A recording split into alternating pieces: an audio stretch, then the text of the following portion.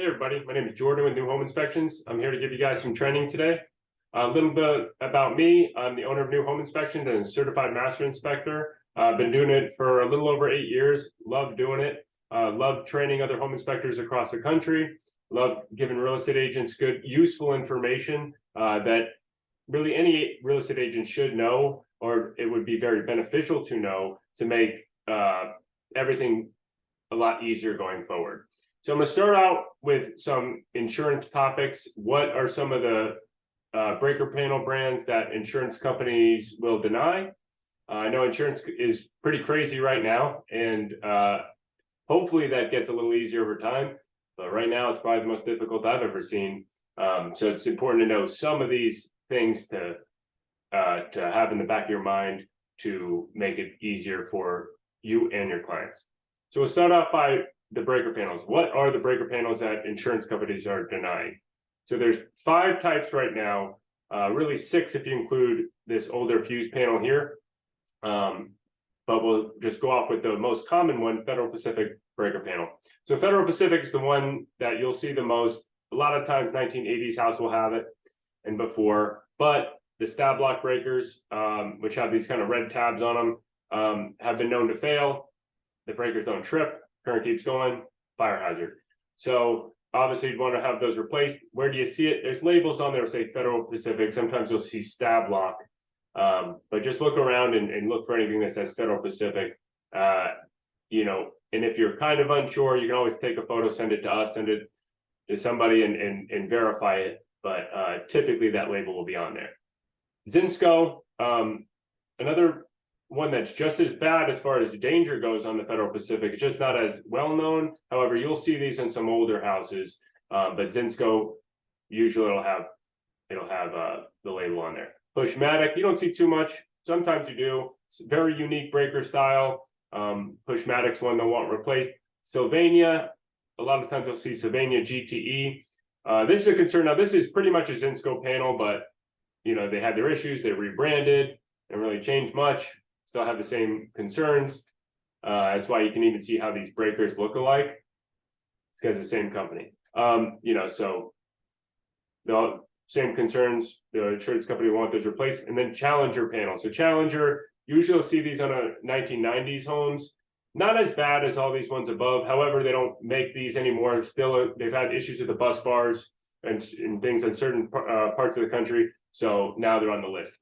Now, why are they all on the list? Well, because of safety concerns. Now, they don't make these breaker panel brands anymore. So it's very easy for insurance companies to say, well, we don't insure these. I mean, like Square D, the most popular breaker panel you're going to see, they just have their recall for a number of breaker panels. So all breaker panels will generally have an issue at one point in time. However, good luck telling Snyder Electric that, you know, that their breaker panels aren't insurable because they're still active. They have lawyers, the whole deal, right? But either way, the insurance companies will typically want these, including an older fuse panel. But if you see an older fuse panel, you're probably gonna have a lot more issues in just that panel, right? So those are good info to know. Write it down, look at it. But that's what the insurance companies are looking for as far as what to replace. So the plumbing pipes that insurance companies are currently denying. You have your lead pipes, your polybutylene pipes, and your galvanized steel pipes. You can still get insurance with galvanized pipes. However, you know, it's definitely makes the process more difficult. You'll see galvanized pipes typically 1970s and before. Steel with the zinc coating. So over time, the zinc erodes on the piping, which will cause corrosion inside the piping, and then that piping will width will dwindle, which will give you low water pressure, lead from the corrosion, and then overall the deterioration just can cause leaks over time. Polybutylene pipe, so this is a resin material that bursts with certain impurities in the water. So things like chlorine and little imperfections of water can cause that pipe to burst. And since it's a supply pipe, well, the water's going to keep flowing until you turn the main water shutoff valve off. So that's why there's such a big deal on the supply side. You do not want to leak, and polybutylene's the worst out of all these because of that leaking concern. And if you have a leak that say you don't know about for a few days, well, that can ruin a house, right? Lead pipes, you're going to see these older houses, 1920s, old ones. A flexible pipe, somewhat, but you can bend it, and it's similar look to Galvanized, we said it's steel, it's lead pipe. So now where to find these pipes? Water heater is probably the easiest way. Go to the water heater, see the pipes, say, all right, right here. That's a polybutylene pipe. So you can see the color, you see the copper fitting. Sometimes they're plastic. Sometimes they'll say PB directly on them. So yes, they look very similar to PEX piping, which you're going to see new construction houses today, and they've been around for a long time, except this is a resin material and not a plasticky type of material. So you know, it feels different, it looks different, and you can see Quest right here, PB 2110, that's polybutylene, but it has a different look, although these same crimp fittings here are the same as PEX, but PEX is okay, polybutylene is not, because it's the material that's the issue on polybutylene piping. Where else to look? Main water shutoff valve, see it in, okay, well, it's going from the house down to underground to the meter. Galvanized pipe, now this one's painted, but you can still see they're typically thicker, they have these threaded connections. All right, and so older pipe, you know, under the sink, same thing, not the stop valve section, but that pipe that the stop valve connects to, galvanized piping. Again, you'll see that they're a lot thicker than copper pipes. So copper, you know, is going to be thinner. Galvanized will be a thicker pipe, and copper's okay for insurance. Galvanized is not, or at least for a lot of the insurance companies. Under the toilet, same thing, stop valve protruding at the wall, so you can see that material there, galvanized. Aluminum wiring. So aluminum wiring, 1970s and late 1960s houses will have aluminum wiring. Now, aluminum wiring, it's known as a branch circuit wiring. So the single strand aluminum wires here. So you have multi-strand, this is for larger breakers. This is okay when you have multi-strand. That's still what if you have a 200 amp service, 150 amp electrical service, that's still what they put in today. They're still, so aluminum is a great conductor. Just because you have aluminum wiring, that's fine. It's the issue is why it was a big deal, and still is a big deal, is because for your branch circuit, which are 15 and 20 amp breakers, and so for your light switches and your electrical outlets, the wiring can expand and contract. So it actually gets larger and then thinner. And then that movement of that wiring over time, say in your outlet, can cause the wire to loosen. And then a loose wire can cause arcing and possibly can ignite. So that's what the concern is. So it's if you have branch circuit wiring throughout the house, so connected from outlet to outlet, from light to light, all the way to the breakers, those connections, and each one can really, obviously the risks of that over time, so you're probably gonna have that somewhere over the years, right? Because of that movement and just the pure number of connections throughout the house. Now, there are only 3 types of repairs that are approved by U.S. Consumer Product and Safety Commission. Now, this is important. Why? Because I've seen electricians repair it with ways that are okay for electrical, but they're not okay for insurance, and they're not okay by the U.S. Product and Safety Commission, because, and the reason they do all the testing, an insurance company goes off of this. So I've seen electricians say, well, they put twister connectors on. Well, that's great. Your seller pays for the whole aluminum wire repair. They use a connection that's approved that's made for aluminum wiring. However, it's not on the insurance list as an approved repair. Now I just wasted everybody's time, money, everybody's frustrated, right? I've seen an electrician do the aluminum wiring and then just put light switches and outlets that are rated for aluminum or copper. Again, you can do that, and it is approved for aluminum, but it doesn't mean that you're going to get insurance. So now again, you just wasted all the time. Everybody's aggravated, so it could be avoided. And by these 3 only approved ways to repair. Alumicon connectors, the most common, most affordable way to repair aluminum wiring. This is your best bet during a real estate transaction because, besides a rewire, because rewire is truly the best, but Alumicon is the most realistic. And what it is it's a purple connection here that you put the aluminum wiring into that automatically will connect to the copper wiring to ensure those connections cannot loosen. There's a special connection to ensure that you can't have that fire because that connection so good that nothing's going to loosen over time. You rewire the second one, or Copa alum crimps, which is another good option. It's just that it's a little more labor intensive, and so you don't see too many electricians wanting to do this one. However, those are your 3 types. You can find additional information at U.S. Consumer Product Safety Commission. There's a link here, but just good information to know if you have it, They need to be one of these three, otherwise you're going to waste your time. Cloth wiring and knob and tube wiring. So cloth wiring, you'll typically see it like 1951 and under. So let's say 1940s houses and under, you'll typically have cloth wiring. 1950s and above for the most part. Sometimes you get a 1952 or 51, 50 that'll have cloth. But even then, you know, most of the time it's not. They're going to want these wires replaced. So now a cloth wire is when the wire insulation, so the part that's actually covering the bare conductor, is cloth or made of a cloth material. So if you see in say 1950s, 60s, 70s houses, you'll see the cloth jacketed wiring where you have that sleeve that's actually cloth. That's okay as long as the wire itself is insulated in rubber Romex, because the jacketing part is going to be different than the insulation part. So that's a little confusion maybe that people will have, but the truth is if you have a 1956 home, 1960s house, you're probably going to have jacketed wiring, cloth jacketed wiring, which is insurable and fine. If you have 1940s and under, you're typically going to have cloth wiring where that wire is cloth, the insulation's cloth, and then they're going to want the house rewired. Why is it a concern? Because the cloth insulation over the wire can get brittle over time, and it does get brittle, crack, loosen, all that stuff, and it'll expose the bare conductor, which would be an obvious fire hazard. Knob and tube, you'll see 1920s and sometimes 1930s and under, and I'm sure some of you are familiar with this. And essentially the same thing as far as the cloth wires go, except for these cannot, you can't just dump insulation over that. So when sometimes you'll see knob and tube wiring, they put insulation on top. Now it's like a mega fire hazard because you have all kinds of bare connections exposed and you can't see it. But either way, a good inspector will be able to find these fairly easily. So how do you know the age of the components? So for most of your appliances or HVAC units, water heaters, you're going to find that by the serial number. So you typically want to go to the manufacturer label. It's going to tell you all the information, and you're going to find the serial number, and it's typically going to go week, year. Sometimes it'll go month, year. Sometimes it'll go year, month. It just depends on the manufacturer. Like Goodman's always year first, and then other ones are going to be year second. Doesn't really matter. Same water heaters, all the same thing.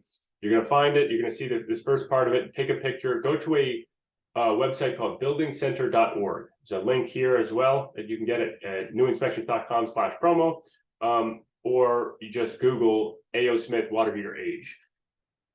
Carrier HVAC unit age. You're typically going to see this buildingcenter.org. Click it. They'll give you a diagram, see carrier serial number format, week, year. Got it. Boom. You go here, you can find, all right, week, year as a Lennox, but yeah, 2022.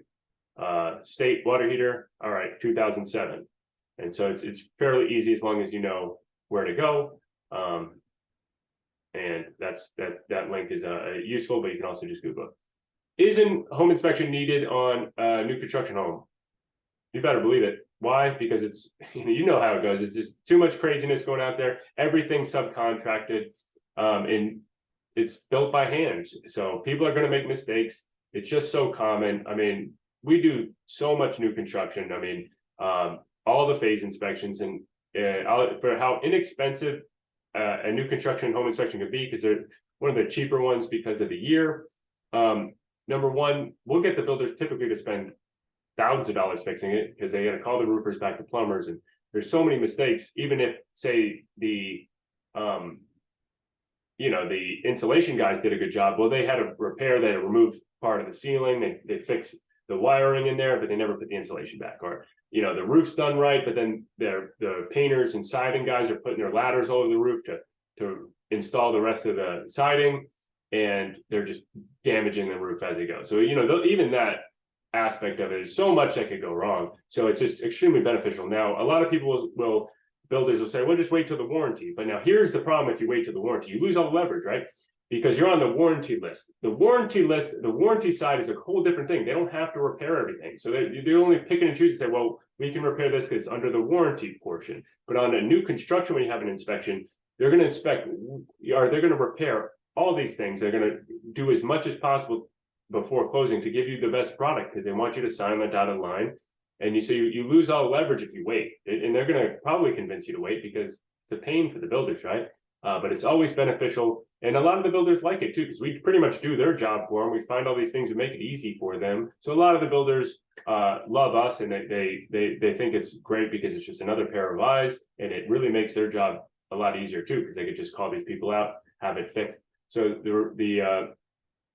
things go smooth as well. Yeah. So how do you approach your clients before and after home inspection? So most of the real estate agents that I've seen do well at this. I mean, they're great, but have I seen some ones that you could say aren't the best example of it? Of course. Hopefully it's not this house, but either way, if your client does run into some larger concerns during a home inspection, the easiest thing is have them prepared, right? If they're in a 1920s house, and they're expecting no issues, they're going to be shocked. And then that shock factor is going to say, oh, well, now I can't handle all this. But if they're prepared and say, well, they know what they're buying a 1920s house with a crawl space that they expect to have some termite damage, they expect to have some settlement, they expect to have some older components, then when it is discussed with them, because you're probably going to have some of that somewhere just realistically, it's like, yeah, I was already expecting some of that. So all right, I can handle that.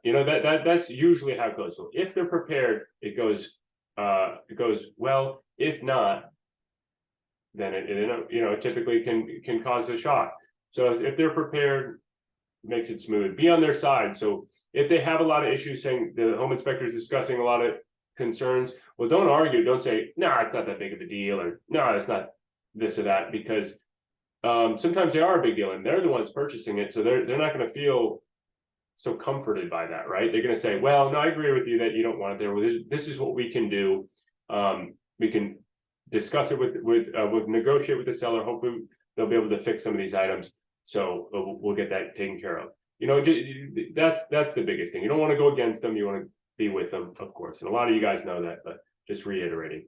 So be informed and guide the client in the right direction, right? So if the customer has questions and generally, needs a bunch of info, doesn't know where to go, have them call the inspector. The inspector is there to give them the information, right? They're paying for information, get the information at all costs. I mean, we love helping our customers because, that's what we're there for. So if something's unclear or they need additional info or they want to know how to repair something or whatever it is, that's what we're here for, before the inspection, after the inspection, a year from the inspection, right? So have them call the inspector, have them discuss, and it definitely always seems to make the buyer, they're always happy after those phone calls because it answers the questions they need. And for us, it's like, we know this stuff, the back of our hand. So it's discussed it a million times, right? So just a little bit about us. Why refer us? Well, we're known for our expertise, our thorough inspections, our fast turnaround times, which is important to us. So we try to get the inspection scheduled fast. We try to get your report out the same night, which we always get your report out the same night. Otherwise it'll snowball on us. So sometimes it's late, but you'll get those reports the same night. Super access. So we're all NEPA members. So we'll have access to the house. We do it all from WOs, pools, water tests, insurance inspections, mobile homes, re-inspections, all phases of new construction. And we are approved by all the builders, every single one of them. So I have to pay so much more insurance just to get approval for them all. So from all your needs, we could take care of whatever situation you have, inspection wise. If you want to check out any of our additional things, we have our reviews. It's easy for you guys to find us. Newinspections.com, Google New Home Inspections. We'd love to answer your questions. We'd love to do anything we can to show you why we're one of the best home inspection companies in Florida, period. We have some free agent promos. If you use us for the first time, you get this cool real estate agent video for free, which is personalized with your picture, your name, all your cool stuff. I have another company called Prolong Visions where we do all this stuff as well. So these videos, you use this once, you sign up here, you get this cool real estate agent commercial that's personalized to you, absolutely free. Use this 10 times. Great, you get this free ebook, Finding the Perfect Home and What You Need to Know. All that stuff's in there. It has your picture, your name. It's cool, freebie to give out to your clients. Here's a free website, lead magnet website for you. which if you use this 20 times, you get that. And then here's my software that we have from the other company. If you use this 40 times, you get 1 free year, this business software, which is, it's amazing. I mean, it really is. But if you have any other questions, just please feel free to reach out whenever. Anyways, you can get this at newinspections.com/promo, and all this training will be available to you guys whenever you need it. So thank you for your time. Hope you guys have a great day.